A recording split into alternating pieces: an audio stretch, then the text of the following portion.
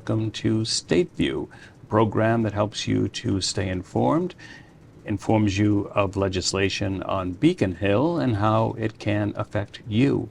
Joining me from the 2nd Norfolk District, we have Representative Taki Chan in studio this time. Good to see you. I say in studio because you do interviews with my colleague, Joe Catalano, and those are remote. Yes, great to see you in person, Mark. Always happy to come visit.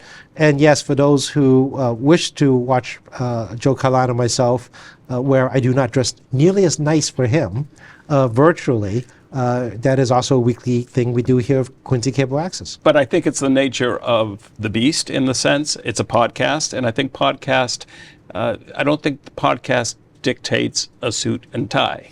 Well, yeah, absolutely, and I think sometimes a little more casual atmosphere creates an opportunity for viewers to and listeners, if you're doing the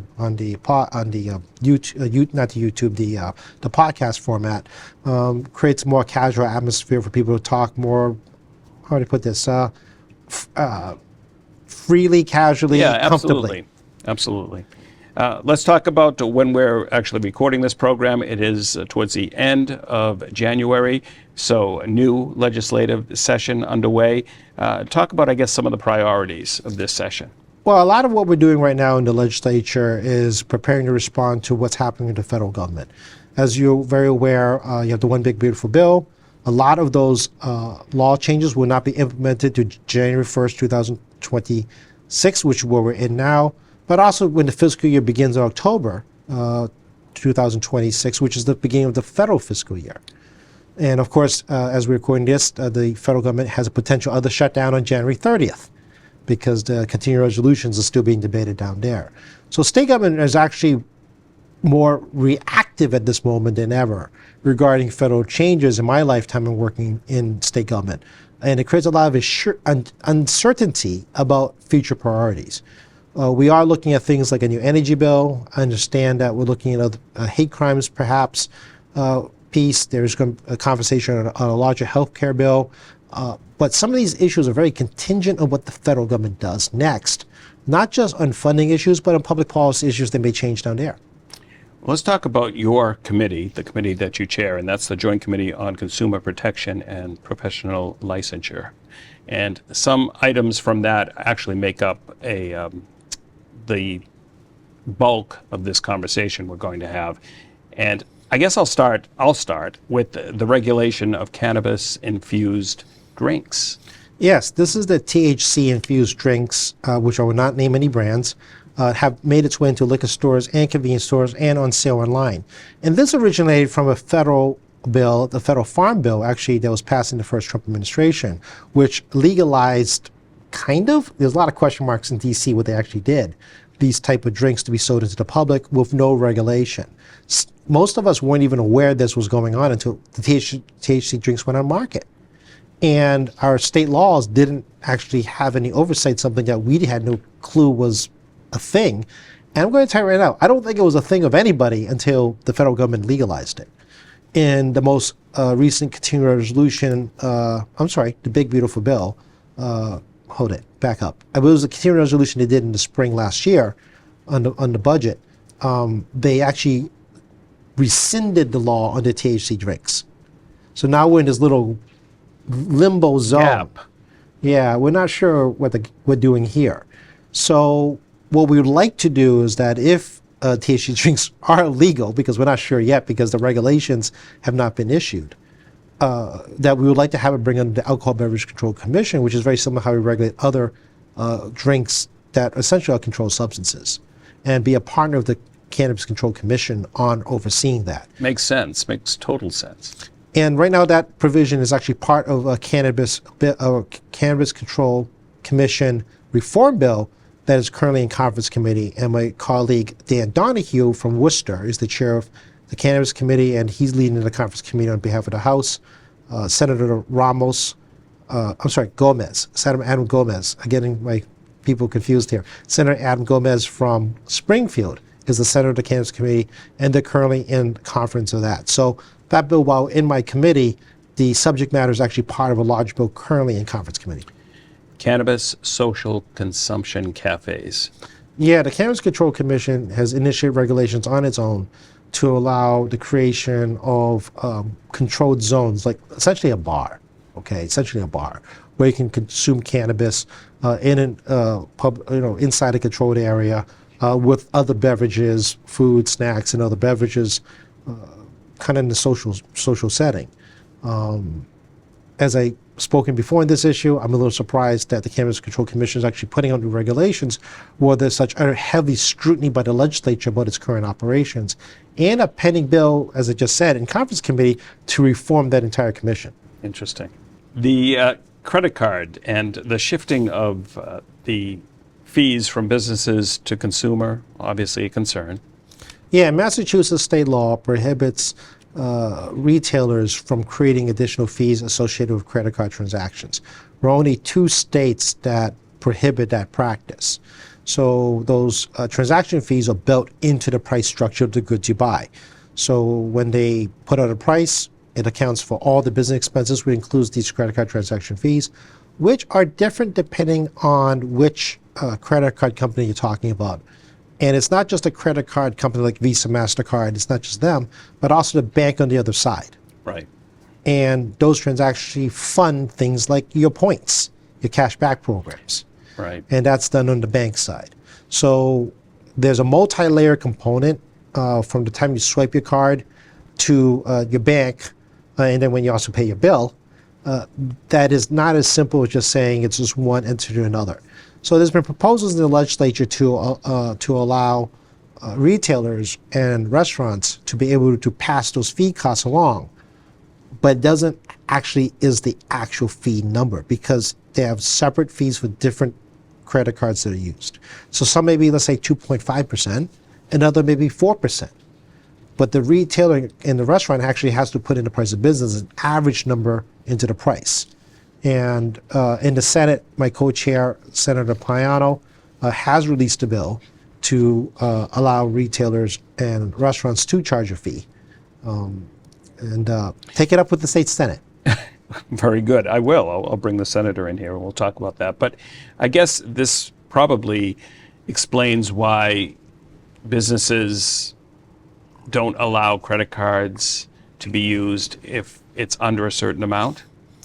Is it because the fee that the businesses would be charged? That is correct, because the such a low charge will result in eating into the end of the profits on the fees. And the federal government allows them to do the minimum charge. This was actually a banned practice at one time on the federal level. Many years ago, the federal government allowed retailers to be able to charge a minimum fee. At the same time, the federal government also, on fraud protection, made the credit card companies, basically the banks, 100% eat the fraud. You may remember one time when we were younger, when I was younger, you had to pay $50 of a fraud. So let's say your credit card was stolen, there was fraud, the consumer paid $50 of that. Oh, right. Yes, I do. You remember that now. I do. And then the bank will pick up the rest. Now, as part of this with the minimum charge issue, many, many moons ago now, the federal government had to remove that $50 provision. That if there's a fraud situation, the bank eats the entire fraud. Scams are ever evolving. I know you were speaking with my colleague about this. Certainly an issue. It's very important for a consumer to be vigilant.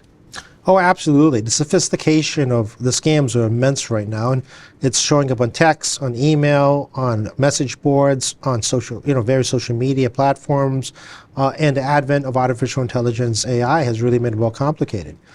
For example, I did get a phishing scam email, which oddly had some interesting details about my life that was publicly available on the internet. So for entertainment purposes, I decided to reply and see what would materialize. Right. Eventually, it reached a stage in the email response chain that it couldn't fish for more information.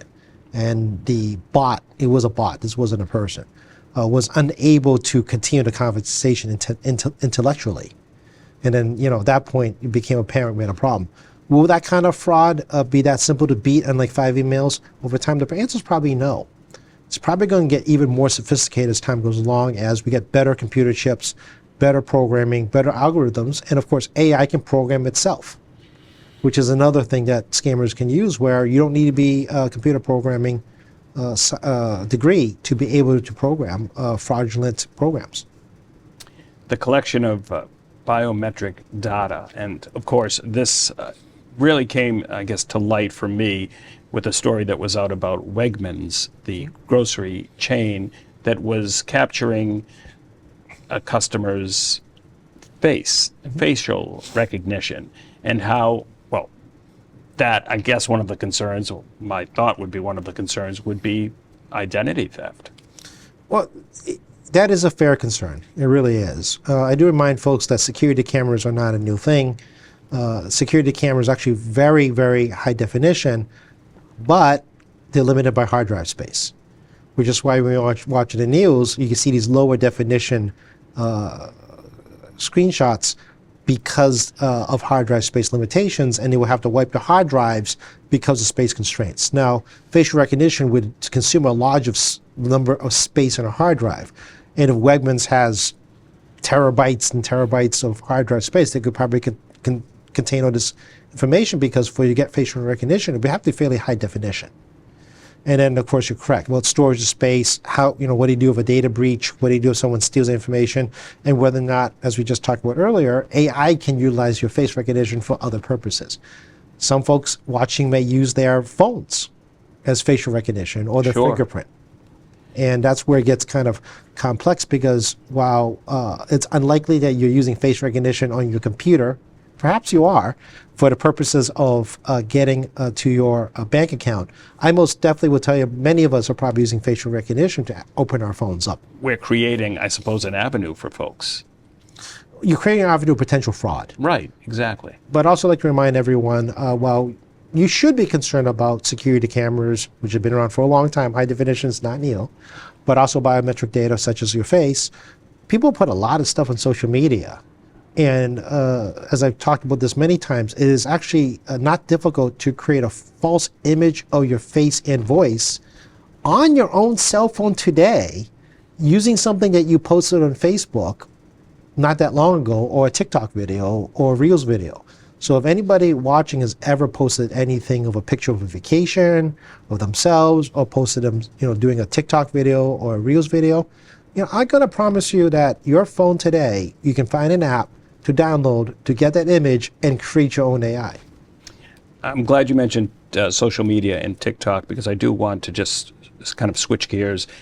Massachusetts Governor Maura Healey, had given her State of the State address just, I believe it was last night or the night before. Now I'm forgetting dates. But she mentioned kind of a closer watch over social media sites, and especially in how they relate and how they're used by children.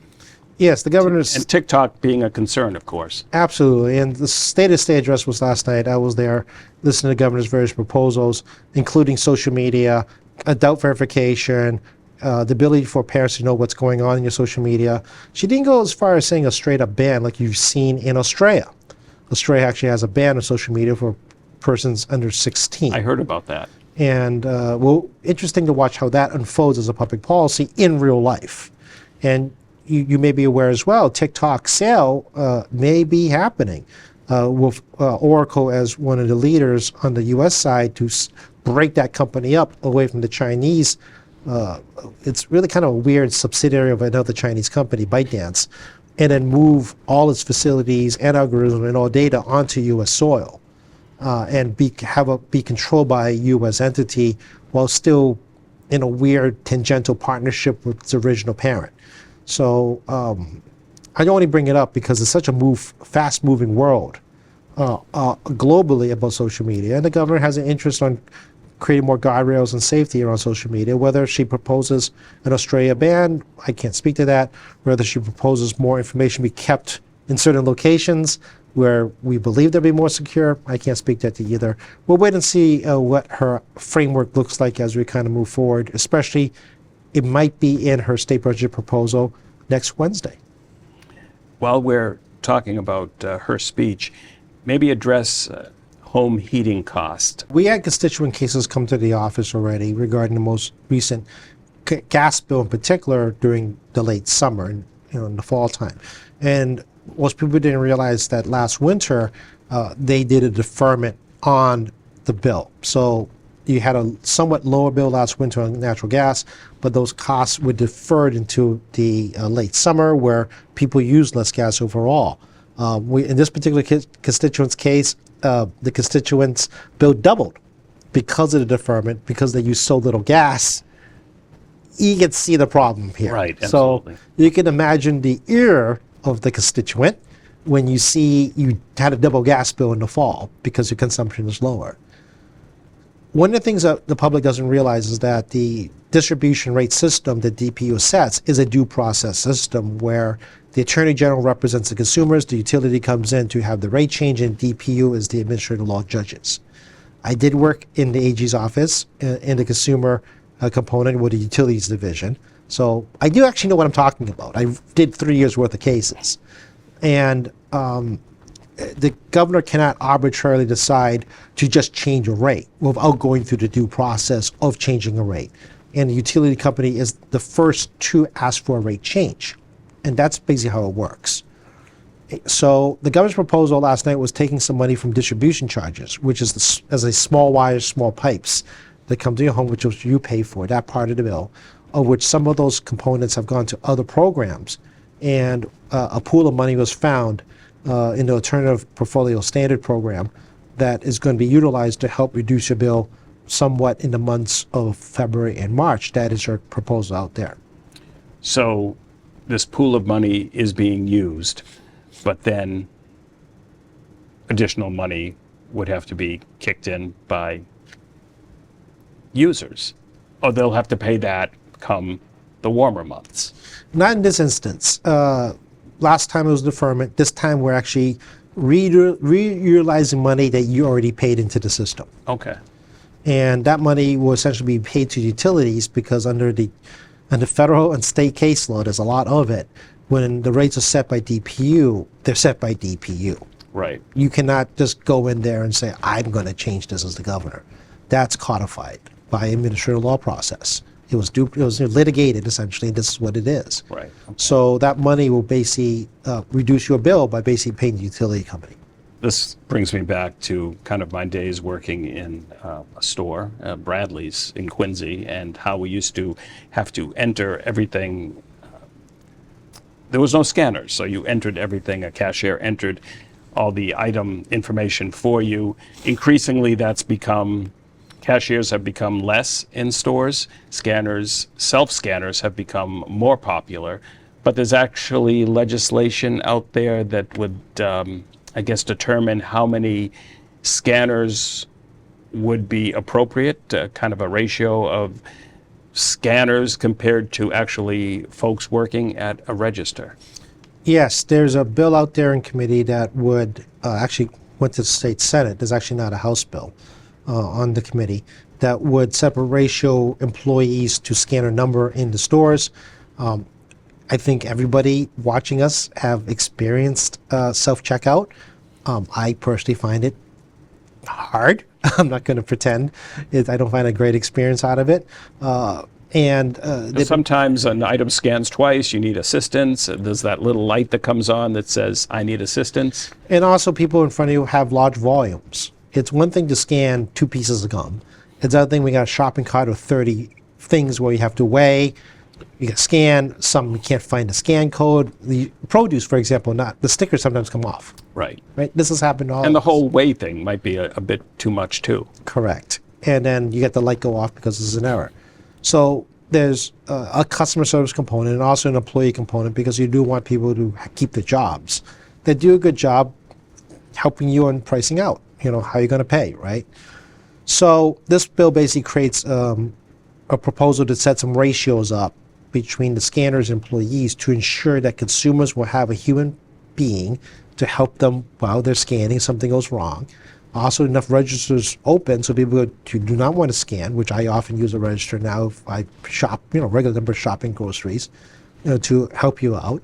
And also will probably help on perhaps deterring fraud when you have more people watching over the scanners as opposed to people kind of walking out with stuff, right. Which shrinkage has been a big issue for the last 3 years. And we'll see where this proposal goes. But I think this is a combination of consumer frustration and also the importance of retaining a workforce. And I think at the time, too, we were talking earlier in the show about Wegmans and their facial recognition, but at a lot of these self-checkouts, your image is being recorded. Yeah, you see the camera go on. Target, we'll talk about Target. Target's one I know that does that. It was warn you the image is recorded. That's stated there. At the same time, though, there's also a deterrent. If you're being watched, you're less likely to do something wrong. And you may have looked at your own image, and the resolution's pretty awful, by the way, in some of these cameras. Some are really crisp, and some you're looking at like, that does not look like me at all. So I will tell you the camera quality does change from place to place you go to, but it is most definitely designed to be a deterrent, to try to discourage people from stealing. This was interesting to me, but makes total sense after I read a little bit about it. Electronic books. So this is a proposal from my good friend Mindy Daum, the representative from Amherst. And she was tourism chair last cycle, and she was investigating the issue of electronic books in public libraries. So you may not be aware of this, because I wasn't aware of this, that when it comes to public libraries, they pay per use. So pretty simple for libraries in the past. You get a book, you pay for the book, you assure the publisher the book is going to be held at the library. You're not reselling the book, to the lifespan of the book is passed regarding the contract with the publisher. But nowadays, the publisher would charge a library on per use. So let's say it's $100, but you only get 10 uses. That's $10 per use. And once the contract ends and the $10 per use, they'll shut you off, and then you have to re-up again. And this is a very different business model that has a large effect, particularly with public libraries, which has limited resources to utilize. And their economic model is not designed for that. So we have a special commission in committee proposed by Representative Daum to look at this issue further and whether or not there are ways that we can figure out how to keep public libraries for the public in electronic form. Sports betting. You and I had a kind of a mini discussion prior to the cameras recording us about revenue and how revenue is up significantly just from, looking at a jump from November to December. But I bring that up because of this recent, I suppose, litigation regarding Robinhood and Kalshi. Sports betting is very popular. I don't think anybody should be surprised by this. And we've seen some fraud already in sports betting with certain sports teams, which needs to be addressed. Those are legitimate issues. First, Kalshi. Kalshi claims to be not a sports betting platform. They're a predictive market platform where you're betting against the algorithm, the AI, the algorithm, the program, whatever you like to call it, on a potential outcome, whether or not they're right or wrong. So is it a choice of words? It's semantics. You're right, because Kalshi claims to behave more like a stock market. So they claim you're just taking an option, and I'm not going to get into explaining options, since people in the audience may know options better than I do on how to work the stock market. But that is their claim, and they've been claiming that in every state. If that is so, they should be considered a brokerage firm, where the SEC should have oversight, as well as our security division run by Secretary of State Bill Galvin, who oversees the state's securities should have oversight over them. So the problem here, of course, is every state is ruling differently on whether they're a gambling or whether they're a brokerage firm. And this is going to create a lot of patchwork throughout each state court. It hasn't risen to the federal level. I'm aware the federal level has been talking about a lot about whether or not this fits in any of their regulatory structures. So it's a tomato-tomato problem. It depends on how you look at this. And I'm not going to pretend to tell you how to do it, because I don't know how to do it. I've not tried it. I have no clue how Kalshi works. But that's the summary of the argument between predictive markets versus sports wagering, or any kind of wagering. And I think most of us would agree. We can understand basic wagering. Right. Predictive markets is much more difficult to understand what kind of wagering that truly is. So I guess we'll end this program on the state budget and getting that all set. It's a process, obviously, and I suppose, your insight into the setting of the House budget. Yeah, we had a consensus revenue number set up between the House Ways and Means, Senate Ways and Means, and the Secretary of Administration and Finance for fiscal year 27. Our fiscal year begins on July 1. Unlike the federal government and unlike municipal government, all of us have different fiscal start years. And right now they're projecting about $44 billion in tax revenue coming in, if I remember correctly, and about 2.7, give or take, of that number is the so-called millionaire surtax. And we tend to be very conservative on our projections, very conservative, which is the surplus is always like, quote, surplus, because when you have such a conservative projection, anything's considered bonus. But I still have a lot of question marks regarding, again, back to the federal government, about how they impact our economy. So, for example, they've withdrawn a lot of infrastructure work in the state, and not just Massachusetts, all around the country, which then affects people's jobs and the ripple effect of a major construction job. For example, the Sagamore Bridge in the Cape. You can imagine the ripple effect across the economy. And personally speaking, from constituent services, we have an increased issue of unemployment cases coming in. I'm averaging maybe 5 a week. I mean, your district's about 47,000 people. That's a lot per week. So there's something rolling in the economy. So the three major budgetary entities in the state is projecting a very conservative number of about 2.9% increase, 2.7% increase, right around there. We'll see how this plays out as the economy continues. And every time the federal government sneezes, it seems like there's a massive ripple effect to our level. And back to the beginning of the conversation, we're being very reactionary. We have no control of what's going on, so we're going to have to pivot and change and respond as quickly as we can every time things happen in Washington, D.C. In your time as serving as state representative, have you ever seen a time like this where there is so much uncertainty at the federal level? No, this is very novel because nobody likes an economic recession. And unfortunately, both of us have lived long enough to get through several, but we do understand how economic cycles work in principle. To have a federal government made such a major shift on policy regarding not just social programs, not just investment in economies and investment in economic development, but also actively removing funds that we were a partner with on programming is a major change. And I'll give you one simple example your audience should be very aware of. One of our battles is regarding the SNAP program, which after this October, people know about. But they're changing, for example, the cost of a federal program that we administer as a state on employee share. We've always done 50-50. We pay half, you pay half of that employee. They're going to shift that in the coming fiscal year to 75-25. We pay 75%, they pay 25% of that employee running a federal program. So your tax dollars, I know this goes all over the place in the state, your tax dollars is now going to start subsidizing the federal government on a federal program. This is something I have a lot of concern about throughout all the different federal programs that we administer on their behalf, where we have a shared cost with them on how to administer it. And unless you get stimulus money, there's no such thing as a free lunch. So it also screws up in many ways our budgeting on infrastructure projects, where we're paying 20 or 25% of the cost, and the feds pick up 75 or 80% of the cost. But once they withdraw that money or stop an infrastructure project, it screws up our budgeting on our side. And not just us, but also municipalities. Some places have county government in this country. It really doesn't help our long-term projections where we know what our shares are. But if you don't come forward on your side, then this changes a long-term outlook of budgeting.